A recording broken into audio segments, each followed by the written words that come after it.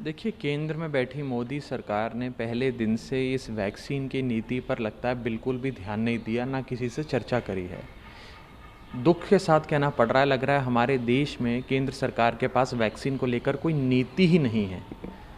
अभी आप देखें कि दिल्ली में और पूरे देश में क्या हो रहा है, जगह जगह वैक्सीन के जो सेंटर्स हैं, टीकाकरण के केंद्र हैं, वो बंद हो गए हैं क्योंकि वैक्सीन ही नहीं है। वैक्सीन क्यों नहीं है? क्योंकि वैक्सीन का उत्पादन नहीं हो रहा है। जब देश में अच्छा खासा उत्पादन हो रहा था, उस समय केंद्र सरकार ने 6.5 करोड़ वैक्सीन को अन्य देशों में एक्सपोर्ट कर दिया। युगांडा, नाइजीरिया जैसे देशों को भेज दिया। हिंदुस्तान के लोगों को नहीं लगाया। और आज राज्यों को छोड़ दिया है कि राज्य अपने सहारे, अपने बलबूते, उनसे जो बन पड़े जाएं और वैक्सीन खरीद कर लाएं, घरेलू मार्केट से भी और अंतर्राष्ट्रीय मार्केट से भी। अब जहां भारत देश एक देश बनकर अंतर्राष्ट्रीय बाज़ार में जाता था और कहता था कि मैं पूरे भारत देश की ओर से आपके पास आया हूं, मुझे वैक्सीन सारी दे दीजिए और इस दाम पे हम खरीदेंगे। भारत के पास एक अच्छी खासी बार्गेनिंग की शक्ति होती थी, प्राइस निर्धारित करने की शक्ति होती थी। लेकिन आज भारत देश एकजुट होकर, एक एंटिटी बनकर नहीं, बल्कि 28 राज्य और 8 यूनियन टेरिटरीज, यानी कि कुल मिलाकर 36 कंपनियां बनकर एक प्रकार से अंतर्राष्ट्रीय बाजार में जा रहा है। अब राज्य आपस में एक दूसरे के खिलाफ बोलियां लगाएंगे। महाराष्ट्र पंजाब के खिलाफ बोली लगाएगा, छत्तीसगढ़ राजस्थान के खिलाफ बोली लगाएगा, उत्तर प्रदेश मध्य प्रदेश के खिलाफ बोली लगाएगा, दिल्ली तमिलनाडु के खिलाफ बोली लगाएगा। अब राज्य आपस में एक दूसरे के खिलाफ बोलियां लगाएंगे और जिसकी बोली सबसे ज़्यादा होगी, उस राज्य को फाइज़र, मॉडर्ना जैसी अंतर्राष्ट्रीय वैक्सीन्स अपना माल बेच देंगे। अगर भारत एकजुट होकर जाता तो भारत की एकता, अखंडता, प्रभुता मजबूत और होती, और साथ ही साथ टैक्स पेयर का पैसा बचता। कम दाम में ज़्यादा वैक्सीन और जल्द वैक्सीन निकल कर आती। Diplomatic powers, diplomatic space Bharat सरकार के पास, एक सरकार, राष्ट्र सरकार होने के नाते बहुत है। लेकिन आज कहीं ना कहीं भारत में वैक्सीन की नीति नहीं होने के कारण राज्यों को अपने हाल पे छोड़ दिया। और मैं बड़े संक्षेप में घरेलू मार्केट पे भी आपको बता दूं, आज राज्य 2 मैन्युफैक्चरर्स, भारत बायोटेक और सीरम इंस्टीट्यूट, जो हमारे घरेलू बाजार में हैं, इनके पास जाकर वैक्सीन खरीद रहे हैं। पहले केवल एक भारत सरकार इन 2 लोगों से खरीदती थी, तो दबदबा भारत सरकार का होता था। भारत सरकार कहती थी इन दोनों मैन्युफैक्चरर्स को, भारत बायोटेक को और सीरम इंस्टीट्यूट को, कि 150 रुपये में लेंगे, देना है तो दे, नहीं देना तो अपने घर जा। खरीदारी एक है, अगर ये नहीं खरीदेगा तो और कोई खरीदारी नहीं है। तो जो रेट भारत सरकार बोलती थी उस पर ये खरीद लेते थे। लेकिन आज एक खरीदार से भारत सरकार ने सैकड़ों खरीदार बना दिए। अब सैकड़ों खरीदार, राज्य सरकार, municipal corporation, union territory, private अस्पताल, सब मिलकर जा रहे हैं इनके पास और बोल रहे हैं भी हमें खरीदना है। खरीदार सैकड़ों हो गए, बेचने वाले अभी भी 2 हैं। अब बेचने वालों की चल रही है। बेचने वाले बोलते हैं आंख दिखाकर कि इस भाव पे लेना है तो ले, नहीं तो दूसरा इंतजार कर रहा है, मैं उसको दे दूंगा। तो कहीं ना कहीं एक डुओपली, इसे इकोनॉमिक्स में कहते हैं, एक डुओपली की सिचुएशन पैदा हो गई है, जिसमें ये निजी मैन्युफैक्चरर जो है, इनका बोलबाला है और राज्यों को नुकसान हो रहा है। लेकिन राघव चड्ढा जी, लगातार बीजेपी आरोप लगा रही है आम आदमी पार्टी और आम आदमी की सरकार पर कि आप वैक्सीन को लेकर राजनीति कर रहे हैं। अगर सरकार की वैक्सीन नीति के बारे में सुझाव देना, उनकी गलतियों के बारे में उनको बताना ये राजनीति है, तो हम राजनीति कर रहे हैं। राजनीति क्या होती है? राज्य की नीति। हम राज्य की नीति पे चर्चा कर रहे हैं। अगर आज लोग मर रहे हैं, एक त्रासदी पूरे देश में हो रही है, और मैं कहूँ ये एक जेनोसाइड से कम नहीं है। जब हमारे देश में जनवरी में वैक्सीन आ गई थी, तो 3 महीने के भीतर हर देशवासी को क्यों नहीं लगवाई मोदी सरकार ने ये वैक्सीन? ये तो 300 सांसदों वाली मजबूत सरकार है। जब जो Biden United states of America में कुछ ही हफ्तों में देश की आधी आबादी को लगवा सकते हैं, हम कुछ महीनों में अपने देश की पूरी आबादी को वैक्सीन नहीं लगा सकते। हम तो इतना विशाल देश है, हमें करना चाहिए था। तो हम सवाल ज़रूर पूछेंगे, और सवाल हम नहीं पूछ रहे हैं।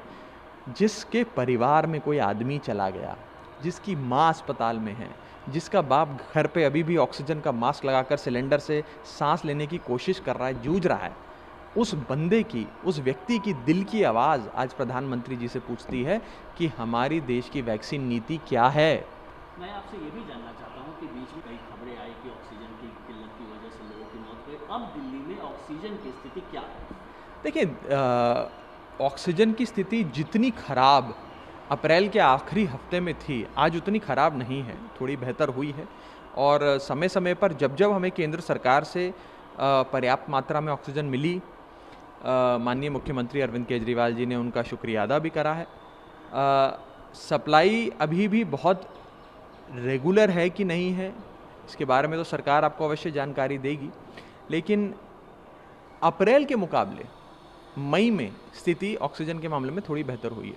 दूसरी तरफ कोविड पैंडेमिक ने दिल्ली में के केसेस थे, बहुत सारे सैकड़ों परिवार को अनाथ कर दिया, सैकड़ों बच्चों को अनाथ कर दिया। तो क्या दिल्ली सरकार के पास या आम आदमी पार्टी या दिल्ली सरकार मिलकर कोई ऐसी योजना बना रही है? नहीं, बिल्कुल। स्वास्थ्य मंत्री जी, हमारे सामाजिक कल्याण मंत्री जी इस पर ज़्यादा विस्तार से आपको बता पाएंगे, लेकिन बिल्कुल सरकार आने वाले समय में इस पर गहन चिंतन करते हुए उचित फैसले भी लेगी।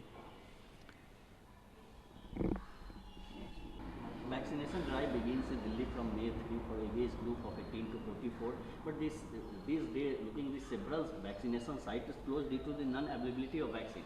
Why? Look, I think the government of India simply has no vaccine policy. State after state is running out of vaccines. State after state is compelled to shut their vaccination centers.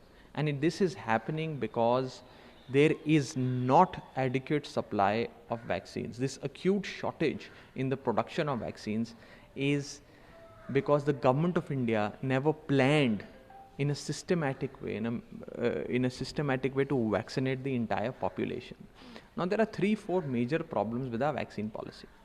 First is that in the domestic market, previously it was the government of India that used to place orders and buy vaccines from these two manufacturers, that is Bharat Biotech and Serum Institute.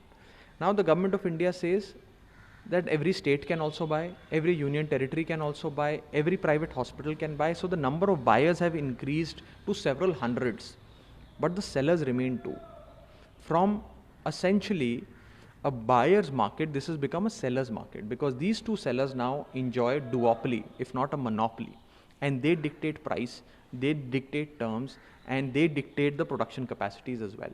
So therefore, one suggestion that our Honorable Chief Minister Shri Arvind Kejriwal ji has made is waiver of patent, invoking compulsory licensing, and seamless technology transfer from these two companies to several pharmaceutical companies in India, so that every pharma company that has the capability can manufacture these vaccines in a secured environment. What will happen when several other companies start manufacturing these vaccines? Supplies will go up.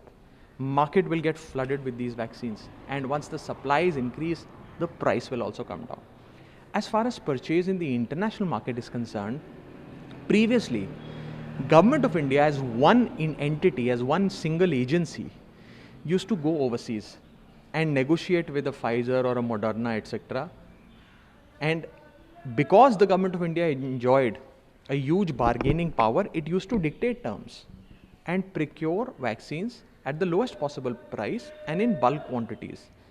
Unfortunately, the Government of India has now enabled an environment where every state and every union territory will have to independently go to the international market, independently negotiate with these two vaccine manufacturers or three international vaccine manufacturers, and they will have to bid against each other. Tamil Nadu will bid against Bihar, Bengal will bid against Maharashtra, Madhya Pradesh will bid against Chhattisgarh, Delhi will bid against Rajasthan. It will be a complete chaos. States will be bidding against states. Where is one India in this? India gets lost, and therefore our bargaining power in the international market stands diminished. But BJP alleging that your government in Delhi is doing politics over vaccination. Look, if questioning the complete absence of a vaccine policy or non-application of mind while preparing a vaccination policy is politics, then they can accuse us of being political and making political comments. What is Rajniti? Rajniti is Rajya ki Niti. We are discussing state policy. If critical feedback is being given, the BJP should adhere to the critical feedback coming from the opposition, should listen to what Mr. Kejriwal is saying, and revamp, redo its vaccine policy, because it's completely flawed. It is against the interest of the Indian state. And it really shows that this government neither listens to its scientific advisor, nor has any good economist who they wish to listen to. This government has no policy. They have gone about designing this whole vaccination process in a haphazard manner, which is essentially a result of a knee-jerk reaction. And I'm sorry to say, this government has not even learned from the best practices overseas. You have the example of United States, which in the next few weeks will vaccinate its entire population. They have amassed stocks of vaccines, which has enabled them to vaccinate their entire population twice over. And still, the government of India has not learned. When Indians should have been vaccinated, the government of India was busy exporting vaccines to other countries. You know, in the months of Feb, March and April, more vaccines were exported out of India than inoculated to its own citizens. Who votes for the Prime Minister? Who votes for BJP? People of Nigeria, Uganda, Bangladesh, to whom these vaccines have been given? Or the people of Bihar, Bengal and Delhi? Who votes for the Prime Minister? He must answer this.